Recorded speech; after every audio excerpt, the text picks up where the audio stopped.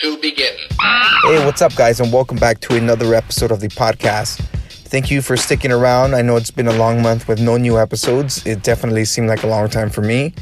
But obviously, if you're not producing content, you still want to be creating. So if you didn't notice, during that month, there was stickers made. There was limited edition t-shirts made. So we have the goodies. We have the swag. So it's just a matter of you sending a DM, sending an email and saying, hey, I want one of those shirts. Let me buy it. I want some stickers. Let me buy them. And, we'll send them out to you. So just do it. And you're going to own a pretty cool piece of podcast history, because I'm telling you that right now. But besides that, we have new episodes coming up. We have a few conversations left for the year. So thank you again for sticking around. And if you're helping promote the show, even a bigger thank you. With that being said, today's episode is with director and executive producer Laura Rivas, writer and producer Rukshan, Thenuwara, and lead actress Briza Covarrubias, who basically joined me today to talk about Tiny Labs, which is a new web series that tells a humorous and heartwarming story of a struggling Asian comic and a queer Latina architect. Now, that already sounds like two different characters from two different perspectives, and it's obviously perspectives that we don't often see portrayed on screen. So the fact that this web series is taking on that and trying to basically expand what we know of what it is in different cultures, or not necessarily different cultures, but just expand our views in regards to the stories that are being told. I honestly thought it was a beautiful and perfect idea to try to bring those stories and those experiences together. Because, again, there's not enough representation for people of color and their stories, in the sense that we don't necessarily have full control of that narrative. And the very fact that there is a group of people, these people that I talk to and people outside of this that are, continuing to chase and break those walls in regards to what stories are being told, I think it's fucking awesome. So once again, check them out. I know their premiere is a couple of months away, I believe early next year. But, stick around, and I really do hope that you guys enjoy at least, the first couple of episodes when they do release. I had the lucky chance to see the pilot, and I loved it. So without much further ado, here we have everybody ready to talk. And as a quick heads up, the conversation does take place partially with a phone conversation. So I hope you guys can enjoy it. I hope you guys are able to listen to it clearly. And what else can I say? The conversation's dope. For music, today's music spotlight, we have X-Ray Eyes with their song Chance. I've had the chance to see these guys live, and they literally blew the socks off my feet. I'm kidding, not literally, but they made me feel fucking cool, man. They had some cool music. And I recommend you guys check them out on Spotify. I know they're on Google, Amazon. So check them out, purchase their music, download the music, check out their shows, follow them on Instagram. You're not going to regret it. I am definitely sure of that. So stick around. We got a preview coming up. And if you want to check out the full song, check it out at the end. And then once their web series for Tiny Labs does come out, you'll be the first ones to hear and to get updated on when that release date comes out through us. So without much further ado, enjoy.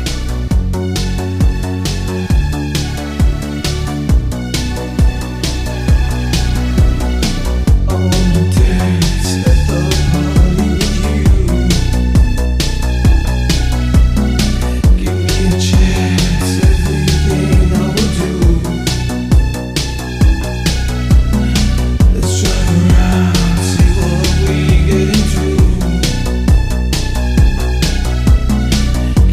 chance.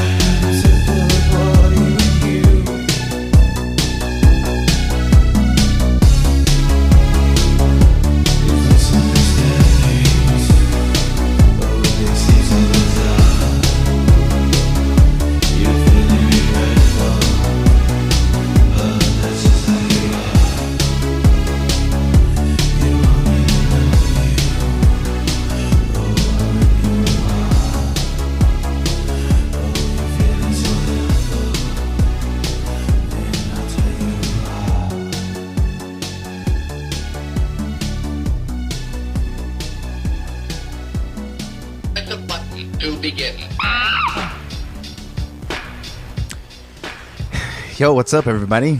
Hello. Thank you for coming back into the podcast, Social Primate, after a month. I know everybody was like, hey, where's the episodes at? And I was like, hey, you gotta wait. But the waiting's done, and today we have Laura Rivas with us. And on the phone, I believe he's still on the phone, we have Rukshan. Man, I'm sorry. Rukshan. We have him on the phone. I believe he's still on the phone. If not, he'll probably give us a call back in a couple of minutes. But what's up, Laura? Thank you for having us. Can you hear us, Rukshan? Yeah, I'm here. Oh, there he is. Awesome. Rukshan, do you want to start out? And tell us, like... Yeah, I can...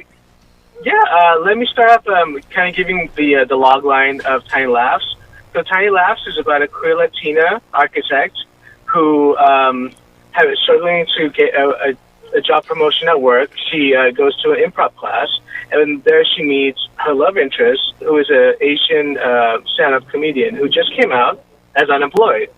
And so their instant spark sets them on a humorous journey through the city of dreams, which is Los Angeles. And Los Angeles is also the third character in our web series. And we just wanted to pay homage to the city that we grew up in and how much it's changed and how much we are a part of it, just as it is a part of us.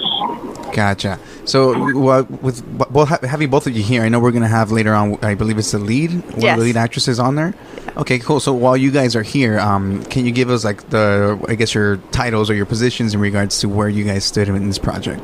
Sure. We're the co-creators. Mm-hmm. I'm the executive producer and director, and Rukshan is the writer and producer. Mm-hmm. And we met at work. We work in post-production, and after 3 years of me being in that job, I said to Rukshan, you know what, because I live close to my job, but I grew up in Southgate, and I had a meeting with my boss, and she was just like, well, I don't see you growing. And then I was just like, do I really want to do this for the rest of my life? And I just made the decision. I was like, I'm gonna move back with my parents and save up for 6 months. And the good thing about the job is that I had a lot of OT. I was working from 9 to 2 a.m. Monday through Saturday, and then Sunday was 9 to 6 p.m. Damn. Back to back. Yeah, for 3 months, Yeah. Or sometimes when we have big projects or whatever. But I said to him, you know what? I wanted to direct, and if I can do it now, this is the time to do it. And so when I moved back with my parents, for those 6 months, him and I were meeting at a coffee shop near work and just going over the storyline, and it's primarily based in our experience, and just we wanted to create something great, and we're we're tired of no, so why not just do it on our own? And do you want to add anything, Rukshan? Yeah, like Laura said, we were both really stifled at work, and she wanted to direct and I wanted to write, and I was also a struggling writer. And when she approached me and said, hey, let's make a web series, I was like, well, absolutely, let's do it. Tired of no's, and just tell yourself yes. And I think that our generations as millennials, we were always the people that are like, we're going to do it ourselves and not wait for the previous generation to give us the go-ahead. It's we're going to be our own makers and creators. And so that's how we started. And, yeah, exactly. It's like a do-yourself culture, and you start doing it. It's more independent, right? Because you're breaking free from any, I guess, what are they called? Studios in that sense? In studios or agencies, you're breaking free from them to kind of take on your own project, right? Yeah. So now with both of you guys have both been in that industry for a while? Yeah, probably both been, 6 years? 7? Yeah. Yeah. It's rounding out of 6 years now. Yeah, 6 years. Yeah. How has that been for you guys individually? So I started my career at NBC. So that was, we both actually were part of a TV diversity program where they taught us how to write and produce promo. So those cheesy, tune in to these two broke girls at KTLA 5 or whatever. And I'm really happy that my first internship and my boss was really great, and he was, like I told you earlier before we started the show, he was just like, hey, the first week, like literally that first day, he's like, are you familiar with Avril Lavigne? And I was just like, what does Avril Lavigne have to do with NBC? But I was just like, okay, like we're gonna do a live talk show or whatever, satellite media tours. That's what it's officially called, satellite media tours, where we have talent talk to different stations across the nation. And I was just like, sure, I'll do it. And it was Adam Levine. Oh, yeah, that's right. It was Adam Levine, so I did that. And I also was part of the crew of going on set and interviewing the cast. And so the first thing that I did for that department, after 3 months of being an intern and answering phones and getting tapes, because they were transitioning from tapes to digital, I cut a piece for Chicago Fire. Because, again, they taught us how to edit in that program. And he loved it. And he's like, all right, kid, you have your future. I'll extend your internship. But something that my sister taught me, too, because she's a lawyer. And it just happens that she's an intellectual property lawyer. And she was still finishing up law school when I was at NBC. And she told me, don't ever agree to anything until they give you a contract. And we had a meeting, and he told me, okay, you've done great, and stuff like that. And he announced it in like a group meeting. But the next day, I don't know what happened. He talked to finance, and I was getting my lunch in the kitchen, and he just walked by me real fast. And he's like, oh, by the way, I can't extend your internship, sorry. And then left. And I was just like, what the? And I had already given my 2 weeks notice at the high school in South Central where I worked. And my sister was just like, you know what? Like, what you can do is just talk to him and just like, hey, I already gave my 2 weeks notice. Like, I'm going to be out of the job. And he was a good boss. And he's like, you know what? I did make a promise to you. Like, it wasn't in paper, but... So I'll figure whatever I can, and he extended my internship. And so it worked out. It worked out. But I mean, you almost had a heart attack. It was like that quick. It was like, oh, but and then I went back to answering phones and getting tapes and just doing everything I can. Getting there super early, and keep in mind I was living over here, so like going from Southeast LA all the way to Universal City, like that, it's a drive. It's a short drive, but it's a long drive. It takes fucking long. And then finally, one of the senior producers said to my main boss, he's like, you know what, she does a good job. Like, let's give her a piece to produce. And so they allowed me to interview the whole cast of Parks and Recreation. Oh, nice. Yeah. So I got on set, and actually I told them on the first day too, was like, hey, this is my favorite show. Like, I don't need to do anything, but can I please be on set? And it stuck in their minds, and they're like, all right, cool, like, let's do it. And I left NBC with that being my final project, and that kind of led to my next job. And so, those are the experiences that I have. Did you guys meet in the same place when you guys were working? No, we met at Santa Monica College. That was where the TV diversity program was at. Yeah. Oh, okay. Yeah. Go sorry, for it. I was just saying, Rukshan, tell them about your background. So and just to plug Santa Monica College, they have a really great post-production program there. Like, they've really beefed it up, so if anyone's out there is looking to like get into entertainment, that's a great place to go. Driving there and parking sucks, but it's a great place to go for that. And especially if you're trying to like go from there to transfer or just get like an associate's degree or a certification, great plug. So, great place to go. So my background, I went to school for pre-med. I'm Asian, so my parents were like, you should be a doctor, and you seem good at this. And so I was like, all right, I'm going to pursue this, but I always wanted to be a writer. And the more life experience I had under my belt, the more I realized that that's what I wanted to do. And the best way for me to do that would be to work in television and be a television writer. And it took me a while to get there. And for people from our backgrounds, especially immigrant backgrounds, we don't have that like person saying this is possible for you. So it was me taking initiative to figure it out myself that put me on this path. And so when I went through the program that we were part of, once I got out, I was placed at ABC in the promo department. And so I worked on stuff like How to Get Away with Murder and Grey's Anatomy and stuff like that. So once my internship was done, they also extended me, and they were like, "You're great. You're really hands on, and you're up to speed on everything." So they extended me, and once they extended me twice, they were like, "Well, thanks for everything, but we don't have a position for you." And that happens because it just with headcount, and a lot of people in these studios and these networks, they don't leave because it's a great job and it pays well, and you're there for a while, and you get to work on great projects. So at that point, Laura had just started her job in post-production, and she said that there was something opening up in her department, and she asked me to interview.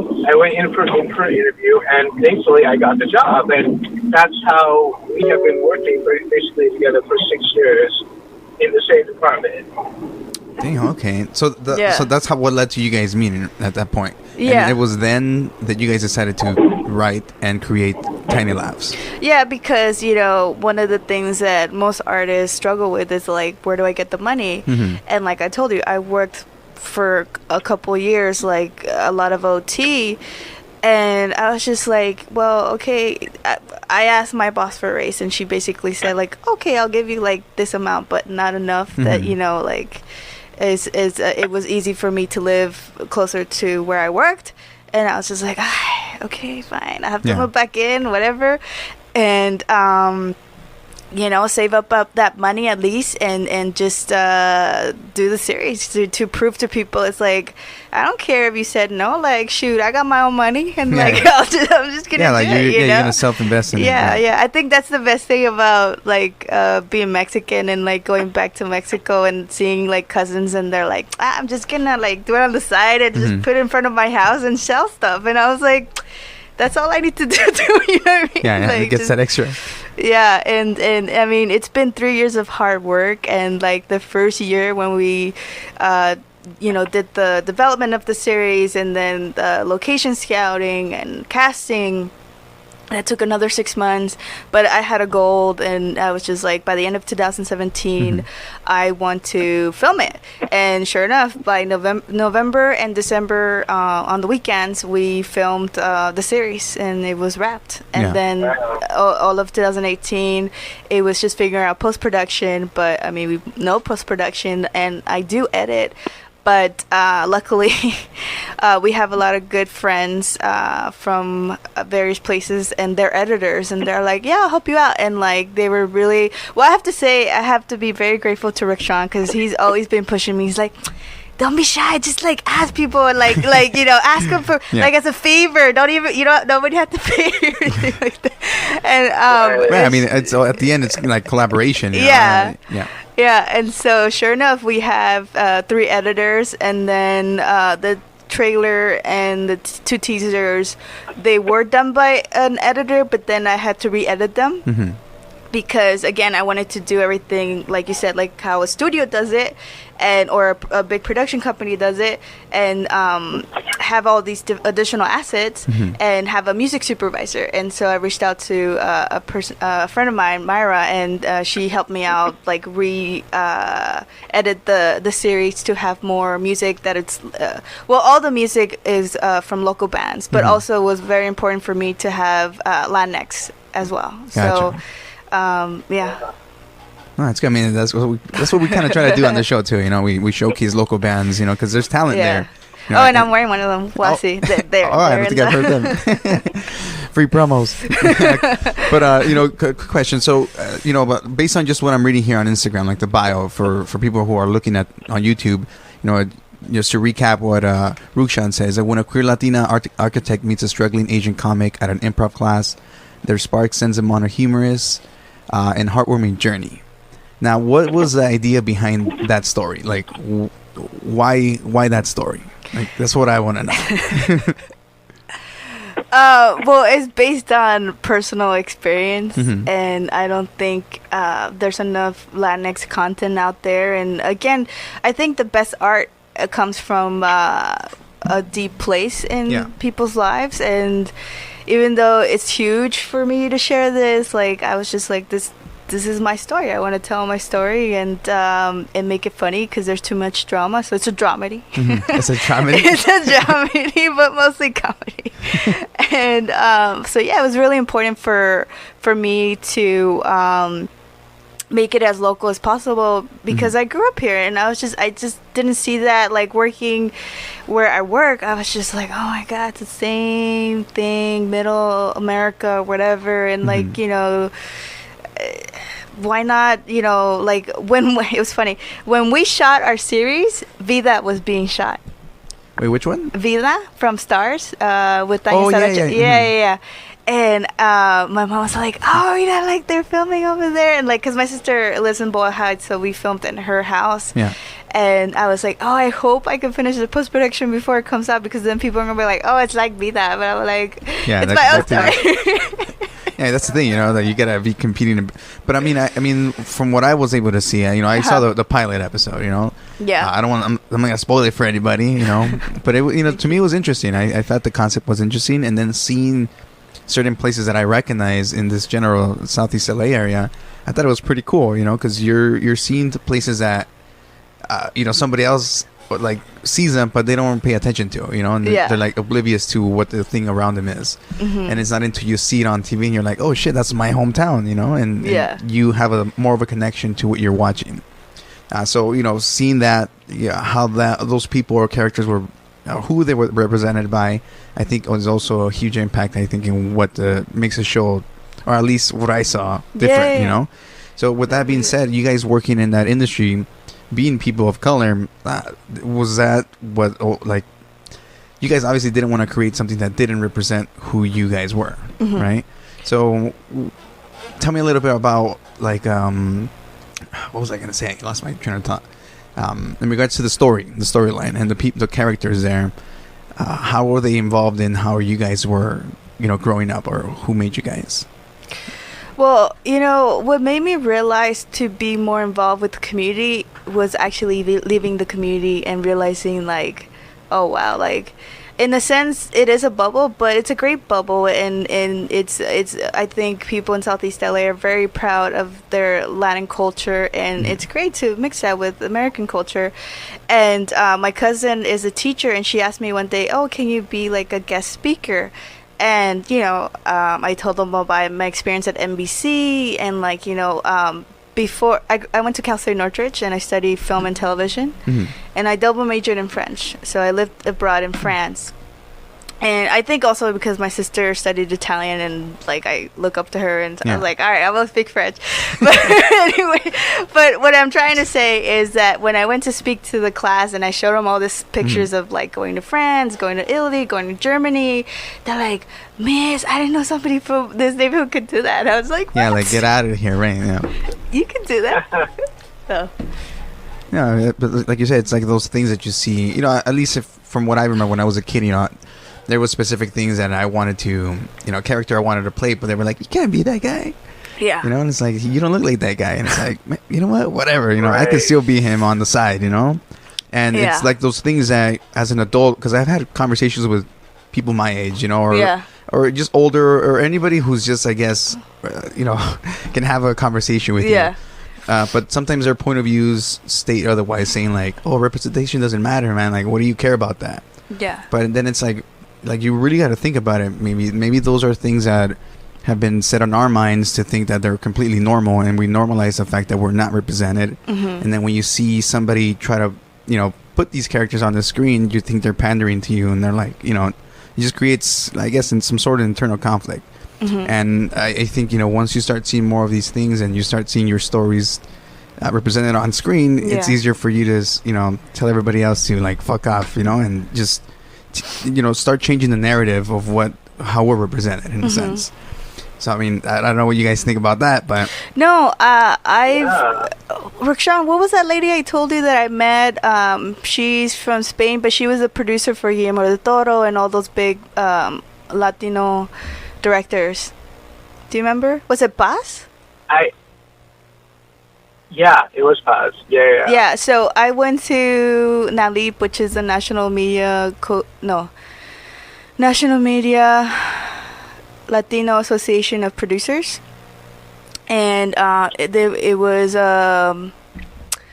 a panel of female producers, and Paz, who is known to produce Guillermo del Toro, Alfonso Cuarón movies, was talking about content, right? What type of content do people want to buy, or what sells, you know? And she really broke it down to me, and I also kind of knew that too, because again, growing up here in Southeast LA, at home, you know, in Galavisión, my parents would have that all the time, and I would watch like really, you know, old Mexican movies. But in that school, you know, it was like Mr. Rogers and all this other stuff. But she said basically you have to be writing stories that are humanistic, or like just in general, a broad approach to humanity and what makes us as humans, and like those types of things. And that's how I always felt pursuing the things that I wanted to do, because I was just like, who cares if I'm Mexican? Like, I just want to tell good stories. I want to tell funny stories. And sure, like those little nuances that maybe white America will be like, oh, that's interesting, you know, or funny, or oh yeah, because one thing I remember when I studied abroad that really shook me was that a lot of my white classmates who grew up in California were like, oh my god, I had to ask my parents to send me a bottle of Tapatio because there's no Tapatio. They just crave Chile, and I was just like, what? But Yeah, that's like one of those top, you know, those main Mexican or Hispanic Latino. Yeah, and they were cultures. just like, oh my god, I haven't had tacos in the longest. And I'm just like, come on, dude, like we're in France. And although I have to say, after 6 months of living in France, I did miss Chile. So I was really happy to go to Barcelona and found Chile. And I was just like, okay. but yeah, going back, it's just telling.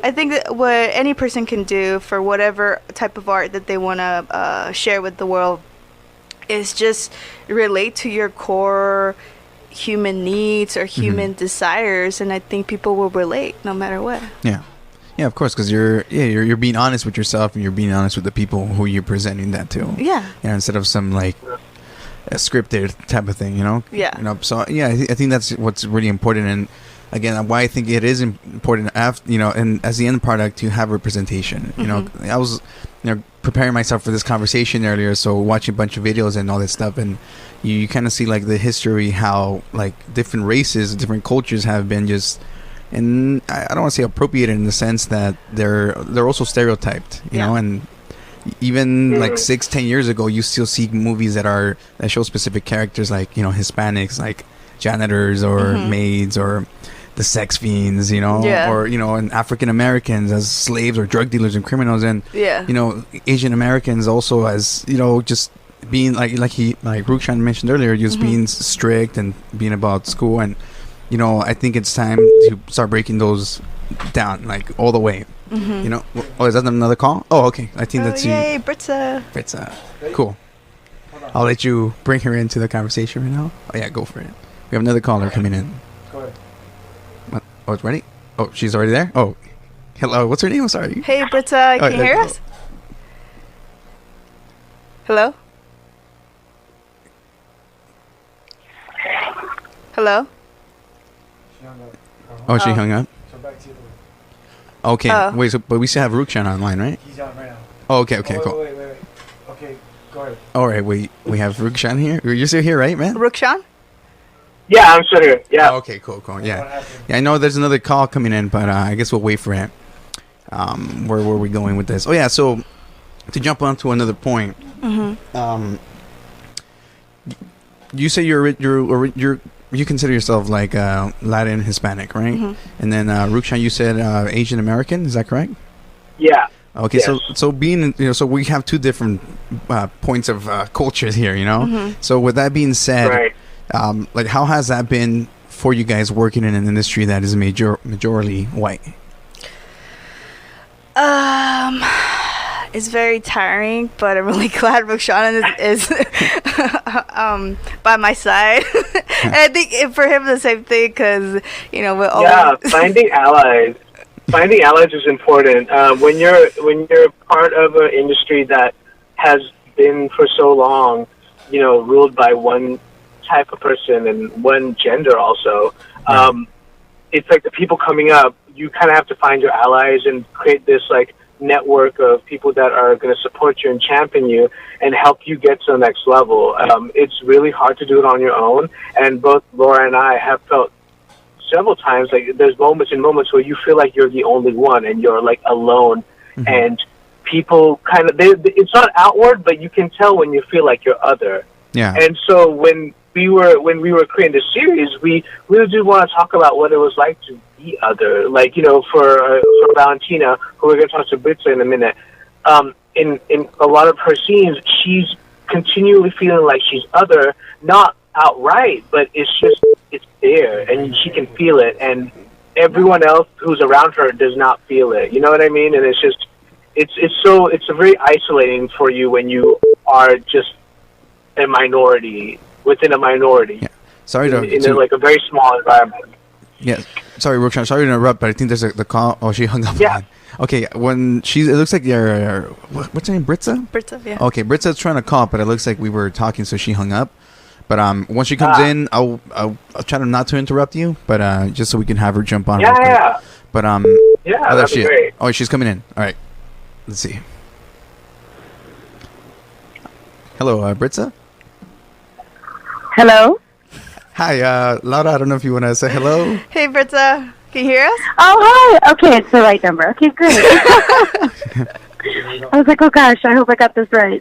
All right, let's see. We're just trying to get both of you guys on the same line here. Rukshan and you. Merge. That mean not swap. Swap. Rukshan? Yeah. Oh, okay. And Briza, you're still there, right? Yes, this is it. Mm-hmm. Oh, cool. Perfect. So there you go. What's the saying? It's three's a company, not four's a company. All right, well, point is everybody's here. How y'all doing tonight? We're doing good. Thank you for joining us. I've been talking for the last half an hour with Laura and Rukshan, and they've basically just given me a breakdown of what Tiny Laughs was and how it came to be. And you could go to bios. Yeah. Oh yeah, bios. There we go. We can put your picture. Go down. Thank you for calling. Thank you for calling. Can you give us a little bit of information about who you are or what part you do in the series? Oh man, something happened. Oh wait, hello? Are we still? Hello? Oh, yeah, I'm still here. Oh, that was interesting. Sorry. I'm assuming you didn't hear what I said earlier, right? Or like a minute ago? No, I didn't. I think I lost you with okay. Loud and Rukshan. Yeah. Yeah, no worries. It's completely okay. I was just saying thank you for coming on. I was just giving them a breakdown about what the stuff is. Oh, give me a sec.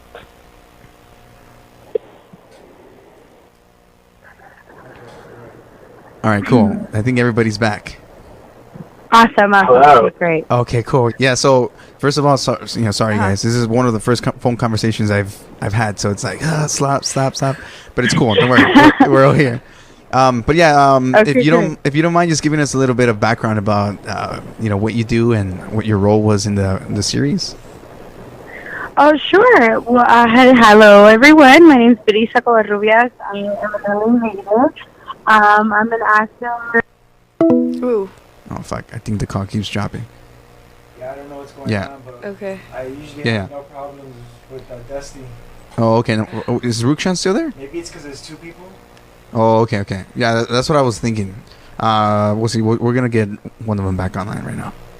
But we have 30 minutes to go. So I'll tell you an interesting story with my casting because I did all the casting. Yeah. I went to this like casting website where you don't have to pay anything, but like their reply system is really interesting because it's very private, which makes sense. Hello? Hey, we're having issues having two people on the line. Then gotcha. Yeah, why don't you go ahead and just have Briza for the second half then? Okay, Yeah, sounds good. Thank you. Yeah? Thank you for coming on, Rukshan. It was. I wish we could have a little bit more time, but no worries. Yeah. I'm sure we'll try to set something up again. And for those people who are listening to and they're like, oh man, I wanted to listen to him talk, they'll have to wait till the next one. So. But yeah, cool. Briza's wonderful, and she's and it'll be great to hear her perspective as an actress. So yeah. Definitely. Well, thank you again, man, and I hope you enjoy the rest of your night. And we'll talk to you soon. Yeah, thank you so much for having us. Sorry. Sorry. No worries, thank you. All right, All bye. right, see ya. All right, okay, bye. No worries, man. Cool. So, quick intermission for those people listening to everything. You know, sometimes it happens. You know, you have technical problems you gotta fix on the spot, and sometimes you work with them. I mean, sometimes they can be fixed, but you Yeah. work with what you got. So, you know, I think of 'cause Yeah. usually we have one call less. yeah, no, it's cool, man. Don't worry about it. That way we know and we learn. But yeah, for those other people for the people who are listening to, you know, obviously we just finished hearing Rukshan just give us a breakdown of what his perspective was, you know, getting into the project and some of his background. It was getting interesting. But for sure, you know, we'll reach out to him and we'll talk soon. But you know, we still got Laura here, and we have Briza. There she is. Hello. Hello. Yay! Yeah, we're connecting. Okay, great. You're doing a great job. This is fantastic. Everything's working out. I promise you.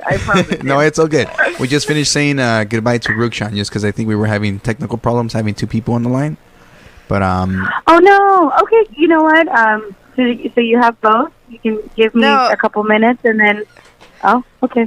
No, it's okay, Briza. Rukshan is fine. You talking. I was about to tell him about your casting. So do you want to tell him the story? yeah, give us. Oh my God! Yes. Sure. So you know, here I am, my little self, and then on Instagram I see this like too good to be true type DM saying, "Hey, I have this project. You know, I saw your work. I want to work with you. And I want to, you know, you to work with me." And I'm not kidding you. I was a little like freaked out. I was like, "Who DMs you this? Like, who gives you a great freaking project?" And I took a chance. You know, I was like, "She's a woman, so I can trust her." Yeah. And I ended up messaging her, and I was like, "Well, send me the script." You know, at that point, I was like, "Well, it's later in the year. I just wanted to make sure that I was doing something that I really wanted to be a part of, especially if it's a passion project." And when I read the script, I cannot tell you how exciting it was to finally read something that's not just great, but like it isn't about being Latino, or it isn't about like the social issues that we face in terms of like that being the most defining matter. It's just about this woman who's like just venturing her own life in the city of LA, my city. And she has like a story. She has more to offer than just like what she looks like. And it was great. I fell in love. I said yes. And when we started the project, I just felt so in awe that she was able to cast people of color to be the leads. You don't see that anywhere. Yeah, of course. It's a beautiful little love interest. It's funny. And although it was a very interesting way to get added to the show, I'm just so glad that she did. And I'm really happy that I was able to say yes and like just collaborate her and with all of the team. They've been so fantastic. Yeah, I was letting you know that I had the opportunity to watch the pilot, and you know, just the pilot, and it's obviously the pilot is supposed to be the one that like gets you, you know, so you can keep watching it, and then at least you know people won't be able to watch it at least for you know a couple of weeks. It's just we're still working on a new release date, but it's good news because it's going to help us promote the series even more and have more outreach and hopefully more red carpet events and just again promote as much as possible. Right. Yes. And you know what? Especially for new viewers or anyone who are interested, especially for my fellow Angelinos. It's really cool to like see a show about our city through our eyes. Yes. There were some like great like shots that Laura did, and just like in terms from a marketing standpoint, that's a side hustle. She did a great job of making sure to like keep true to what the city is, at least for us. We weren't really like trying to paint a different picture other than what we know. So I had a really good time, and everyone should just tune in. Yeah, well, now you play the character that her name is Valentina, I think, right? She's the protagonist. She's the struggling Valentina Rojas.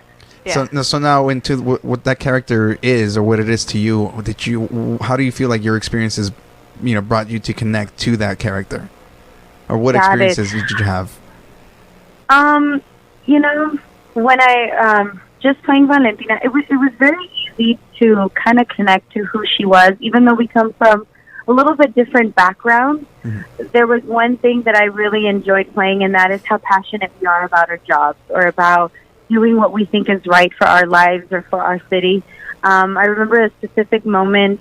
I don't want to like reveal too much, but I will say she stands up to someone, and that moment was so dope to do, especially in a work setting. I cannot tell you how many times I wish I could have done that. And that was a fantastic way to, like, a little therapy for myself, a little bit. Yeah. No, it was so great to play her. She, you know, coming from, you know, Mexican Catholic family, it was easy to kind of understand a lot of her frustrations. And I love the note that Laura would sometimes say, I'm like, no, you see, like, angry Briza, you know what I mean? Just, like, walk in, and that's you. And I'm like, oh, I fucking got this. I'm sorry. And then that's a curse. Sorry. No. You're allowed to curse. You can say it again if you want. But no, tampoco. But yeah, no, it was a really fun job, a fun character to play, and give her some volumes. You know, that scene. Oh, well, we can't get into it too deeply, but some of the characters who she has different like relationships with, and who they are, they're fun relationships that anyone can kind of relate to, and her love story is also something very fun to check in. So yeah. Yeah, I like. I was gonna bring up a point that I'm just rephrasing here, but it was something you said earlier in regards to, like, you know, seeing the script. It was about the story. It wasn't about like the social stuff that was going on, you know, or you know, culturally, I guess you can say. But it was just a story about. It was just a story that happens to be a person of color in this stuff, you know. Yes. You know, sometimes I feel like writers and directors and casting directors, I feel like they think that they need to fulfill a quota and represent us, and by doing so, they need to talk about everything that our culture is and whatnot.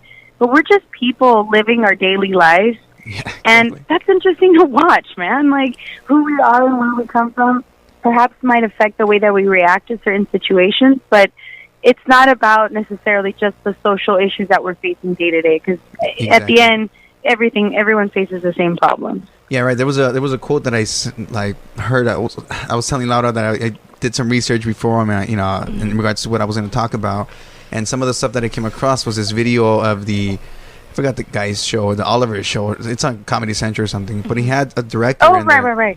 And one of his quotes that just stuck to me was saying that, you know, a movie with a person of color doesn't win an Oscar unless it's talking about like the Civil War or some sort of like social thing, you know, that happened. And then the guy's like, oh, well, we got to trick the white people into think that it's about a social issue or something. And then to me, it was funny. But again, like you said, it doesn't have to be about the struggles or just talk about immigration all the time in movies, because we're more than that. We're more than just that. We're also human, like you said, and we come from a real background that doesn't necessarily have to do with the way or our culture. I guess you could say, you know, we're just people. Yeah. But yeah, I think that was a really important, you know, point. So thank you for bringing that up. Of course, no, thanks. That's what I talk about day to day, right? No, just kidding. Also, one thing that she left out is that she told me, and I was very touched, that it was the first series or a project where she cried on cue. I was just like, oh my god, yes. Like real cry? Real cry. Dude, she did it like 4 times. I was like, damn, Briza, you're so talented. Wow, damn. Oh, Laura. But is it is it like the teary eye, or is it like the one that rolls down your cheek? It rolls down the cheek. I was just like, oh my god. All right, cool. That's perfect. Laura's direction on that was like, it's such a heart, it's being whipped out of you. And I was like, oh, shoot, okay, like I'm going to have to, you know, get into it. And fun fact, the song and the mood that had to get me there, to this day, when I listen to that song, I think about the person I was crying about in that scene. I kid you not. Sometimes that song by Rake comes on, and I'm like, oh my God, I remember those feelings. Yeah, you embrace them. Now, as this, I really did. As a trait of the secret, you know, for somebody who's in the work of being an actor or an actress, like, what kind of mindset do you have to be in there to be like, oh, I'm gonna cry right now? Like, is that do you go somewhere dark or like deep, or is it like something you imagine? Right, you know, there's different tricks. Not say tricks, but for me at least, I want to make sure that I feel it so I can give you the most honest like reaction to that. But I think maybe the underlining theme or the underlining trick that helps me out the most is music. I'm a dancer at heart as well. I danced before I started acting, and I'm a kinesthetic learner. So anytime that I can feel something, which for example is music, that helps helps set the tone. Depending, of course, on like what what the scene is about. But you know, in that scene, it was. Can I say not too in depth, but can I just like say it, Laura, a little bit? Don't spoil it for me yet. Don't spoil I'll it. just say it. So she just had an argument with an ex, and her queerness, we mean bisexuality. Mm-hmm. And so yeah, it was a big thing that happens more often than not in the LGBT group, where like she's questioning her sexuality. Okay. Her ex is questioning her sexuality. Yeah. Damn. And so I took that moment of like just being so hard. I know, but your heart is so. it's not hard, you know. So we're human, so look back at some heartache. But I would say for any actor out there who's thinking about different ways to experiment and what works for you, music, and just really focusing on whatever that scene is and making it real for you. For me, it was just attaching a song to that character and really thinking about, like, honestly, like, what would she be doing if she listened to this pet song? Would she be crying? Would she be yelling? Would she be angry? And just get in it. Damn, okay. See, now people know. I'm going to practice that. Fake cry in front of everybody. Nah, I'm kidding. Right, so I was going to dig hole and get real angry, you know what I mean? It's a different thing. And one thing too, like, again, I DM'd her, I kid you not, 2 weeks before we shot, because there was actually Deanna was gonna be Valentina, but like she just seemed not really committed to being an actress, which is fine. But she was still she was more Patty than Valentina. Patty is her best friend. And she's more chillax, and she's just like, she reminds me of my cousin, because that's how my cousin is. And she'll tell you straight up, like, fool, don't do that, don't be stupid or whatever. She'll talk to you like that, right? But one thing so it was 2 weeks before we shot, and I kid you not, I talked to Briza probably twice for 2 hours every time. Yeah. And we met the first day we shot. That was the first time you physically met? Physically met, yeah. Wow. So she had a lot of trust in me, and I had a lot of trust in her, and it worked out. And she came super prepared. She's like, girl, I got you. I have props. I have different, costumes. And I was just like, oh, my God, I love you so much. You have no idea.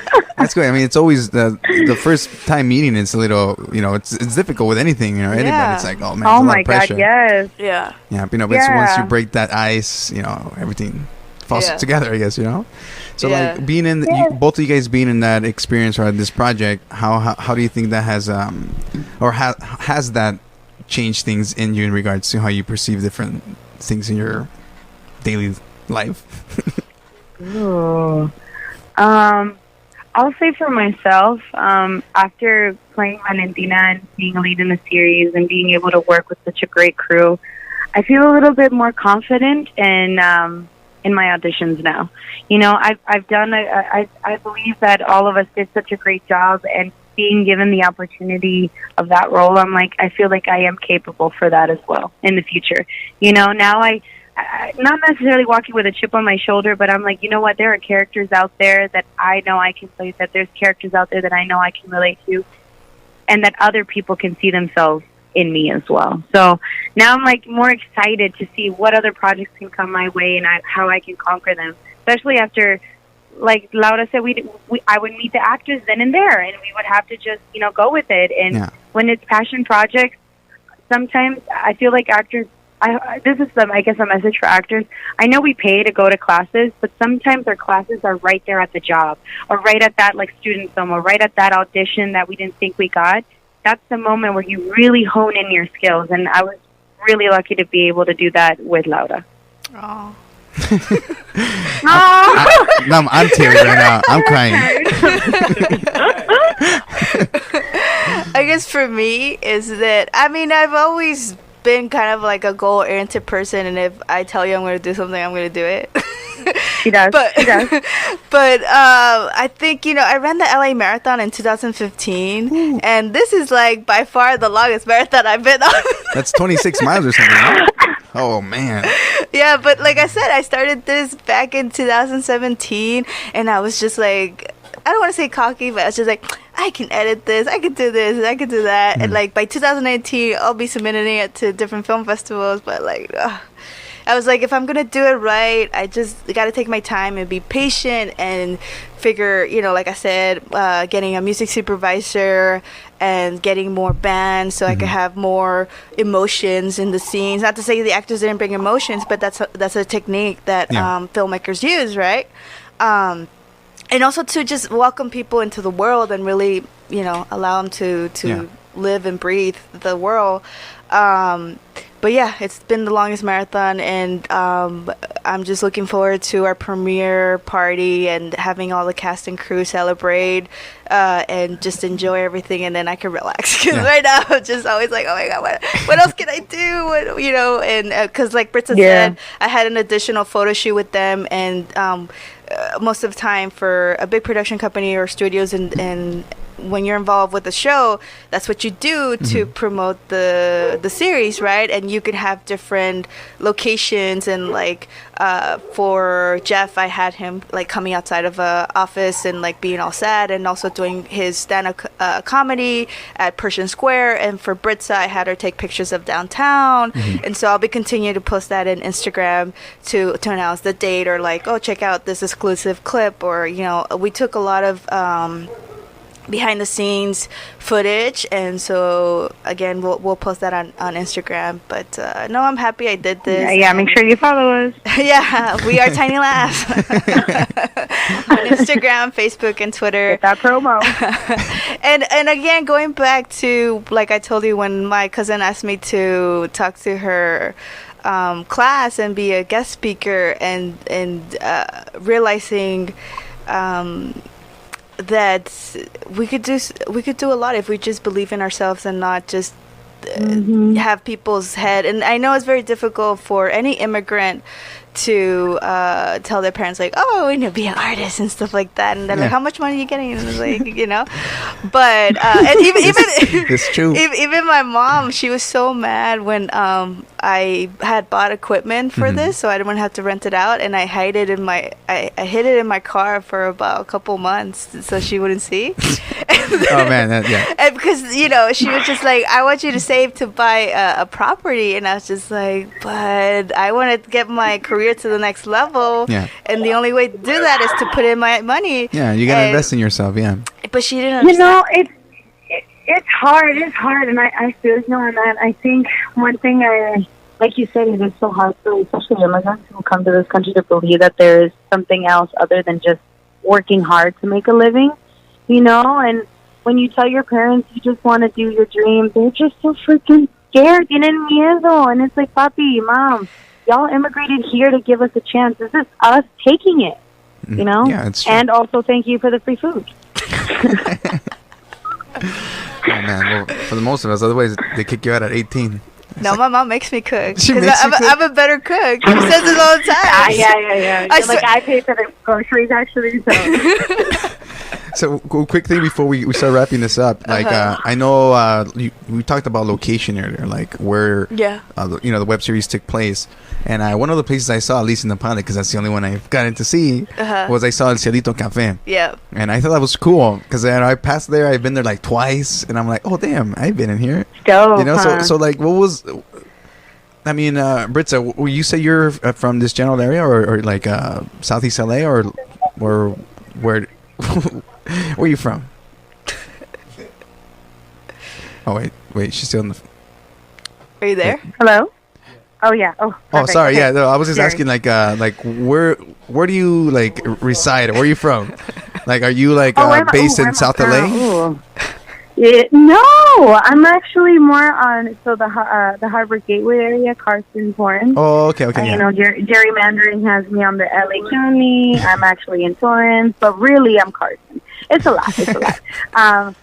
So I guess like the nice way to say it would be South Bay. The real way to say it is Harbor Gateway. Harbor Gateway. Yeah, I think a lot of us know what that's at. Yeah. Right. And like bringing up a little bit about El Cielito Cafe, I told Laura it was so great that we were able to work with a Latino-owned business. Yeah. I've never seen a cafe owned by a person of like color, and I'm from LA. That's the closest thing to that would be I'm shouting out to Hojas. which is also a Latino-owned cafe. It's a Wilmington in San Pedro and Long Beach. Anyways, but back to El Cielito, it was super dope to meet someone. I think Daniel's younger than me, and like knowing his story, where he comes from, and how he, again, just like Laura and just like myself, just started with the dream. And like, I know his father was able to help him out on that as well. But it's a fantastic place. If you haven't checked it out, go for it. It was super dope to just be working with LA locals. You don't get that a lot in this business. No, of course. Yeah, I think if anything, the way, I mean, from what I see, this is my perspective on it, but you know, there's within the Latino and Hispanic communities, there's also, you know, people from different, you know, from Colombia, from Puerto Rico, you know, so we technically all still see ourselves as separate groups, even within that larger community. So I think a lot of the times there's a lot more, you know, competition against each other than supporting each other's arts or crafts and stuff. And I think, you know, as we educate ourselves more, we're able to pick ourselves up and the other people around us at the same time. And that's how I think ultimately will come together as a culture and rise to the next level. You know, I don't think we're done yet. Yeah. You know? Yeah. Yes. And yeah, like I said, like that was the main goal too for me, to showcase where I live and I continue to live, and I'm very happy with all the community involvement in Sedla, and how people are really, you know, because honestly, I don't know if this happened to you, but when I graduated high school back in 2005, people were like, well, let's get out of this place, like, you know, what does this place have to offer? Well, that was me. And, well, I was like 50-50, because I was like, I like it, like, you know, it's not too bad, and like, you know, it was nice, it was chill, but I didn't like the fact that, like, you know, people were just, I don't know, to me they were being snobs, and like, you know, hardworking people live here, like it's a, yeah, sure, you're not gonna party all the time like you do or whatever in Hollywood or whatever, but I think it comes down to when in elementary, even though, I mean, I was raised here, but like a lot of every summer since I was like probably 7, I would go back to Mexico, and it was really nice to see that my elementary teachers would also teach me the Mexican culture, and so that would help me going back to Mexico. But and also it just helped me in general. Like I ran into my 3rd grade teacher when I graduated from college, because she was really close to my friend, and she told me, like, do you remember when I had the Day of the Dead altar? And she's like, I got in trouble for that. Oh, back the teacher got in trouble. Yeah, because back in the day, they didn't do that. Like, I remember there was a law passed. Yeah, and then like in the 90s. Coco didn't exist back in the day, right? Yeah. So that's why now everyone's like into it, or like how now they're selling positivity candles for $20. I was like, y'all can just go to La Carniceria and exactly, do some brujeria for free. No, right. I mean, that was one of the bigger ones, like that law that they put in place, that you couldn't teach Spanish or talk to their kids in Spanish anymore. And I was like, what the? I was like in 3rd grade when that happened, and I was like, what? Like I talked. I was, you know, right. And like it changed that. Right. I when I learned about that, it was I graduated back in 2011, and being from LAU's districts, you almost felt ashamed being, I would say, Mexican, because people would just assume the bad stereotypes about you. I went to school at a time where everyone would kind of be disappointed if you're just Mexican or whatnot. And it's like you said before, Latinos, we're a little rainbow, and we look different, and we have different cultures. And I think it's so awesome that, Laura, you were able to get like that, at least in school, like being able to like be prideful about where you come from. Yeah, I know it's rare, because when I went to college and I started meeting, Cal State Northridge has a lot of Latinos, and some of them did not had that experience, and I felt bad for them. But you know, but going back to El Cielito, like I found out about El Cielito because of Chicas Rockeras. And I was so happy that, I mean, they kind of also, like, they were following a bunch of pages on Instagram. And like I said, I moved back home, so I was just like, oh, where's the community and stuff. Because I mean, I do like hanging out in other places, but I'm like, I drive an hour going to work and coming back, so might as well see what's here and help people establish again a more cultural, open enviroment for the kids growing up here. Like, I feel like, damn, you guys have it so lucky right now. Yeah, I mean, for sure, cool stuff. There's some, how can I say it? This area hasn't been tapped to fully, creatively. You know, there's a lot of stuff brewing, there's a lot of stuff happening, but it just hasn't been tapped into. Like, it doesn't have its full potential yet. So I think it is. I mean, like with Chicas Rockeras, Semillas, I know there's other community organizers that, like, in the spare time, just being volunteers, reaching out to the community. But I think people like me that commute, that have to go somewhere to work, they don't have the time or realize that like I was telling you, I was like, oh shoot, I live so close. Like I didn't even know. You know? Yeah, there's this little gem in here. Yeah, super audio. Yeah, and if I mean, I'll let people know that I grew up here in Southgate that are still around, that I could just be like, hey, like, if you want to do something Friday night, open mic, or is it Friday or Saturday? Saturday, yeah. So. That's what I told him. It's like one of those things that it's not around here, but he's making it happen. And it's like, what? Local comedy show. Nobody hears from, nobody around Bell hears that happening in their own city. Well, that's why we gotta show it up. We gotta like post this. We're so excited to share memes. Let's start sharing more opportunities for one another in our communities, right? Like sure. I always tell friends, like, if you're willing to pay this much to go see a movie, go check out your community gigs or your community events. Because like you'd be surprised. It's really awesome to see people where you grew up and like see them flourish. And like Laura said, we don't always have to leave where we come from. We can always just help out or just, go to El Chilito Cafe if that's for you. Well, thank you guys for both coming out. Yeah, thank you. Rukshan. I had his name for a couple of minutes now. Okay. I heard it. So, thank you guys for coming out, Briza, Laura. Where can people find you besides Instagram? We are Tiny Laughs. We're going to be launching on Reverie.com and Pluto TV, and I will let you know as soon as I know the official release date, but I'm going to assume by next year. Mm-hmm. But is it possible to just show the trailer real quick before we leave? We could do that, yeah. So if you go to the website, tinylaughs.com. tinylaughs.com. Oh. And then while we're doing this, if people want to reach out to you guys for whatever reason, hopefully it's not weird reasons. So just click on watch the Tiny Labs. Oh, that's right here? Yeah. Where can people find you guys? You can find me. Sure. Oh, sure. Go ahead. Oh, go for it. You guys. Oh, no. Go. Oh, I was just like answering for both of us. Yes, go for it, girl. No, you go ahead, Rita. Oh, sorry. Okay. You can just find me at _Briznes, BRIZNESS, or just Briza Covarrubias. I don't think there's someone out there with this long name, so I think you'll find me.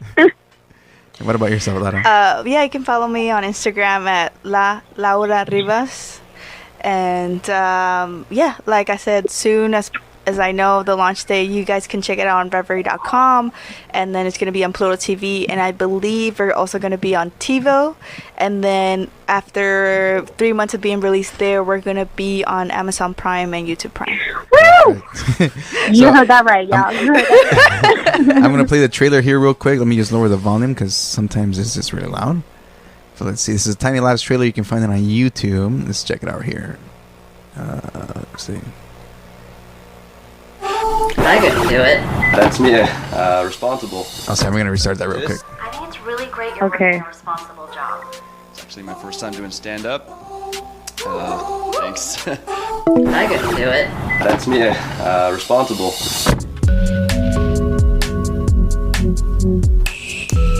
I just keep looking through everyone's work. Fact-checking. Calm down. Just ask one of them how serious I am. You're not bi, okay? You're gay. Listen, you just gotta break your bubble. At first it'll be chuckles, then tiny laughs, then you'll have the whole crowd roaring. There it is, Tiny Laughs. Well, people, you see what it is. I hope you guys tune in, and then obviously when the premiere comes out, we're gonna promote we're gonna promote the shit out of this. Thank you. So you can count on us.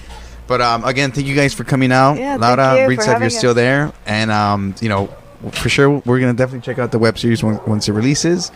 And we got your back. Awesome. We got your back. Guys. Thank you guys, Briza. I hope you enjoy the rest of your evening. I think she's probably gone, but you're not. But all right, Laura, thank you. Super Audio, brothers. Super Audio Network. Dre, thank you again for everything. And we'll catch you guys next time.